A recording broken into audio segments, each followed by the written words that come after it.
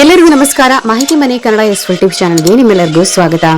ಇವತ್ತಿನ ಈ ವಿಡಿಯೋದಲ್ಲಿ ನಾವು ಇದೇ ನವೆಂಬರ್ 20ರಂದು ಕಾರ್ತಿಕ ಅಮಾವಾಸ್ಯೆಯನ್ನ ಆಚರಿಸಲಾಗ್ತಾ ಇದ್ದು, ಈ ದಿನ ಕೆಲವು ರಾಶಿಗೆ ಸೇರಿದ ಜನರ ಮೇಲೆ ನಕಾರಾತ್ಮಕ ಪ್ರಭಾವವು ಉಂಟಾಗಲಿದೆ. ಹಾಗಾಗಿ ಯಾವ ರಾಶಿಯವರಿಗೆ ಈ ಅವಧಿಯಲ್ಲಿ ಧನಹಾನಿ, ಆರೋಗ್ಯದಲ್ಲಿ ಸಮಸ್ಯೆ, ಮೋಸ, ನಷ್ಟ ಇತ್ಯಾದಿಗಳು ಉಂಟಾಗುವುದರಿಂದ ಬಹಳ ಎಚ್ಚರಿಕೆಯಿಂದ ಇರಬೇಕಾಗುತ್ತದೆ ಎಂದು ನಾವು ಈ ವಿಡಿಯೋದಲ್ಲಿ ತಿಳಿಸಲಿದ್ದೇವೆ.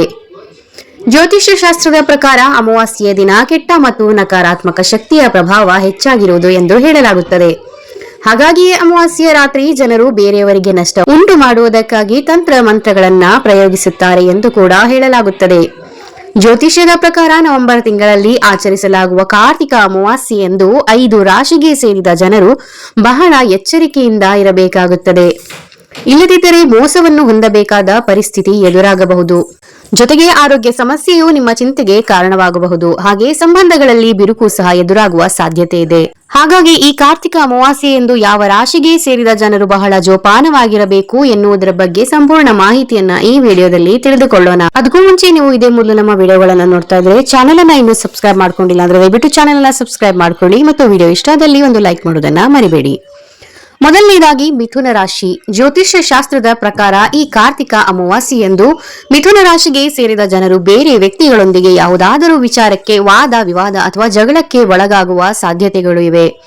ಹಾಗಾಗಿ ಈ ಅವಧಿಯಲ್ಲಿ ನೀವು ಧೈರ್ಯ ಮತ್ತು ಶಾಂತವಾಗಿರುವ ಮೂಲಕ ಕೆಲಸಗಳನ್ನ ಮಾಡುವುದು ಉತ್ತಮ. ಈ ಸಮಯದಲ್ಲಿ ಆಸ್ತಿಗೆ ಸಂಬಂಧಿಸಿದಂತಹ ವಿವಾದವು ನಿಮ್ಮ ತಲೆನೋವಿಗೆ ಕಾರಣವಾಗಬಹುದು. ಹಾಗಾಗಿ ಈ ಅವಧಿಯಲ್ಲಿ ನೀವು ಬಹಳ ಎಚ್ಚರಿಕೆಯಿಂದ ಇರಬೇಕಾದ ಅವಶ್ಯಕತೆ ಇದೆ. ಈ ಅವಧಿಯಲ್ಲಿ ಮಿಥುನ ರಾಶಿಗೆ ಸೇರಿದ ಜನರು ಧೈರ್ಯವಂತರಾಗಿ ನಿಮ್ಮ ಕೆಲಸಗಳನ್ನ ಮಾಡಬೇಕಾಗುತ್ತದೆ. ಈ ದಿನ ನೀವು ಬೇರೆಯವರ ಮೇಲೆ ಹೆಚ್ಚಿನ ನಂಬಿಕೆಯನ್ನು ಇಡುವ ಬದಲು ನೀವೇ ಅದನ್ನ ಸರಿಯಾಗಿ ಪರಿಶೀಲಿಸಿ ನಿರ್ಧಾರಗಳನ್ನ ತೆಗೆದುಕೊಳ್ಳುವುದು ಉತ್ತಮ. ಎರಡನೆಯದಾಗಿ ಕಟಕ ರಾಶಿ. ಕಾರ್ತಿಕ ಅಮಾವಾಸ್ಯೆಯಂದು ಕಟಕ ರಾಶಿಗೆ ಸೇರಿದ ಜನರು ಬಹಳ ಎಚ್ಚರಿಕೆಯಿಂದ ಇರಬೇಕಾಗುತ್ತದೆ. ಹಾಗೆಯೇ ಯಾರ ಮೇಲೂ ಕಣ್ಣು ಮುಚ್ಚಿ ನಂಬಿಕೆಯನ್ನ ಇಡದೇ ಇರುವುದು ಉತ್ತಮ. ಇಲ್ಲದಿದ್ದರೆ ಮೋಸ ಹೋಗುವ ಸಂಭವ ಹೆಚ್ಚು. ಈ ಅವಧಿಯಲ್ಲಿ ನಿಮ್ಮ ಹೆಸರು ಹಾಳಾಗುವಂತಹ ಯಾವುದಾದರೂ ಘಟನೆ ನಡೆಯಬಹುದು. ಇದರಿಂದಾಗಿ ನೀವು ಕಷ್ಟದ ಸುಳಿಯಲ್ಲಿ ಸಿಲುಕುವ ಸಾಧ್ಯತೆಗಳಿವೆ. ಹಾಗೆ ಈ ಅವಧಿಯಲ್ಲಿ ಕಟಕ ರಾಶಿಗೆ ಸೇರಿದ ಜನರು ತಮ್ಮ ಮುಖ್ಯವಾದ ವಸ್ತುಗಳನ್ನ ಜೋಪಾನವಾಗಿ ಇಟ್ಟುಕೊಳ್ಳುವುದು ಉತ್ತಮ. ಇಲ್ಲದಿದ್ದರೆ ಕಳ್ಳತನವಾಗುವ ಸಂಭವವಿದೆ. ನ್ಯಾಯಾಲಯಕ್ಕೆ ಸಂಬಂಧಿಸಿದ ಪ್ರಕರಣಗಳ ಬಗ್ಗೆ ಕಟಕ ರಾಶಿಗೆ ಸೇರಿದ ಜನರು ಎಚ್ಚರಿಕೆಯಿಂದ ಇರುವುದು ಉತ್ತಮ. ಯಾಕೆಂದರೆ ಈ ಅವಧಿಯಲ್ಲಿ ನಿಮ್ಮ ವಿರೋಧಿಗಳು ನಿಮ್ಮ ವಿರುದ್ಧ ಷಡ್ಯಂತ್ರವನ್ನ ರೂಪಿಸಬಹುದು. ಇದರಿಂದಾಗಿ ನಿಮಗೆ ನಷ್ಟ ಉಂಟಾಗಬಹುದು. ಮೂರನೆಯದಾಗಿ ಕನ್ಯಾ ರಾಶಿ. ಕನ್ಯಾ ರಾಶಿಗೆ ಈ ನವೆಂಬರ್ 20ರ ಕಾರ್ತಿಕ ಅಮಾವಾಸ್ಯೆಯಂದು ಕನ್ಯಾ ರಾಶಿಗೆ ಸೇರಿದ ಜನರು ತಮ್ಮ ಕೆಲಸಗಳ ಬಗ್ಗೆ ಹೆಚ್ಚು ಕಾಳಜಿಯನ್ನ ವಹಿಸಬೇಕಾಗುತ್ತದೆ. ಏಕೆಂದರೆ ನಿಮ್ಮ ಕೆಲಸದಲ್ಲಿ ಅಡೆತಡೆ ಉಂಟಾಗುವ ಸಾಧ್ಯತೆ ಇದೆ.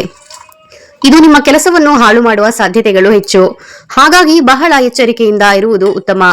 ಈ ದಿನ ನೀವು ಯಾವುದೇ ಮಾತು ಅಥವಾ ಕೆಲಸಗಳನ್ನ ಗಂಭೀರವಾಗಿ ತೆಗೆದುಕೊಳ್ಳದಿದ್ದರೆ ಸಾಕಷ್ಟು ಸಮಸ್ಯೆಗಳು ಎದುರಾಗಬಹುದು.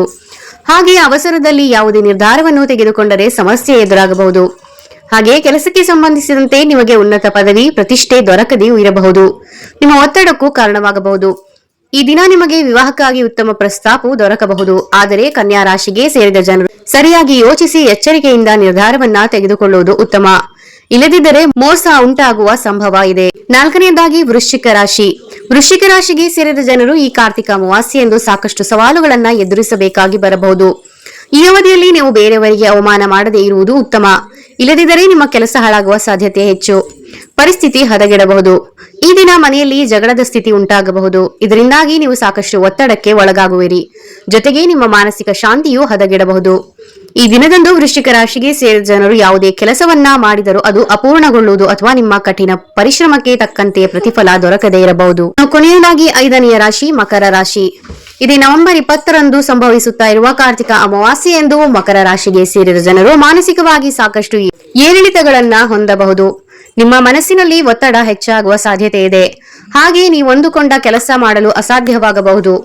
ನಿಮಗೆ ಹೆಚ್ಚಿನ ಸವಾಲು ಅಥವಾ ಕಷ್ಟಗಳು ಎದುರಾಗುವ ಸಂಭವವಿದೆ. ಆದ್ದರಿಂದ ಈ ದಿನ ನೀವು ನಿಮ್ಮ ಕೆಲಸಗಳ ಬಗ್ಗೆ ಹೆಚ್ಚಿನ ಗಮನ ನೀಡುವುದು ಉತ್ತಮ ಮತ್ತು ನಿಮ್ಮ ಮೇಲೆ ಹೆಚ್ಚಿನ ನಂಬಿಕೆ ಇಡುವುದು ಉತ್ತಮ. ಜೊತೆಗೆ ಯಾವುದೇ ವಿಚಾರದ ಬಗ್ಗೆ ಹೆಚ್ಚು ಯೋಚನೆಯನ್ನ ಮಾಡದೇ ಇರುವುದು ಒಳ್ಳೆಯದು. ನಾವು ಅಂದುಕೊಂಡಂತೆ ಎಲ್ಲ ವಿಚಾರಗಳು ಯಾವಾಗಲೂ ನಡೆಯುವುದಿಲ್ಲ ಎಂಬುದನ್ನ ಅರ್ಥ ಮಾಡಿಕೊಳ್ಳಬೇಕು. ಹಾಗಾಗಿ ಹೆಚ್ಚು ಯೋಚನೆಯನ್ನು ಮಾಡುವ ಮೊದಲು ನಿಮ್ಮ ಮುಖ್ಯವಾದ ಕೆಲಸಗಳ ಬಗ್ಗೆ ಗಮನ ನೀಡುವುದು ಉತ್ತಮ. ಮನಸ್ಸನ್ನು ಏಕಾಗ್ರತೆಯೊಂದಿಗೆ ಮತ್ತು ಶಾಂತಿಯುತವಾಗಿರಿಸಲು ಯೋಗ, ಧ್ಯಾನ, ಪ್ರಾಣಾಯಾಮವನ್ನು ಮಾಡುವುದು ಉತ್ತಮ. ನೋಡಿದ್ರಲ್ಲ ವೀಕ್ಷಕರೇ, ಈ 5 ರಾಶಿಗೆ ಸೇರಿದ ಜನರು ಈ ಕಾರ್ತಿಕ ಅಮಾವಾಸ್ಯೆ ಎಂದು ಆದಷ್ಟು ಎಚ್ಚರಿಕೆಯಿಂದ ಇರುವುದು ಉತ್ತಮ. ಇದರಿಂದಾಗಿ ನಿಮಗೆ ಉಂಟಾಗುವ ಕಷ್ಟ ನಷ್ಟ ಅಪಾಯಗಳನ್ನು ತಪ್ಪಿಸಿಕೊಳ್ಳಬಹುದಾಗಿದೆ. ಈ ವಿಡಿಯೋ ನಿಮ್ಗೆ ಇಷ್ಟ ಆದಲ್ಲಿ ವಿಡಿಯೋನ ಲೈಕ್ ಮಾಡೋದನ್ನ ಮರಿಬೇಡಿ. ಹಾಗೆ ನೀವು ಚಾನೆಲ್ ನ ಸಬ್ಸ್ಕ್ರೈಬ್ ಮಾಡ್ಕೊಳ್ಳಿ ಅಂದ್ರೆ ದಯವಿಟ್ಟು ಚಾನೆಲ್ ನ ಸಬ್ಸ್ಕ್ರೈಬ್ ಮಾಡ್ಕೊಳ್ಳಿ. ಮತ್ತೊಂದು ಉಪಯುಕ್ತ ಮಾಹಿತಿಯೊಂದಿಗೆ ಮತ್ತೆ ಸಿಗ್ತೀವಿ. ಅಲ್ಲಿವರೆಗೂ ದತ್ತಾ ಇರಿ. ಶುಭ ದಿನ. ಧನ್ಯವಾದಗಳು.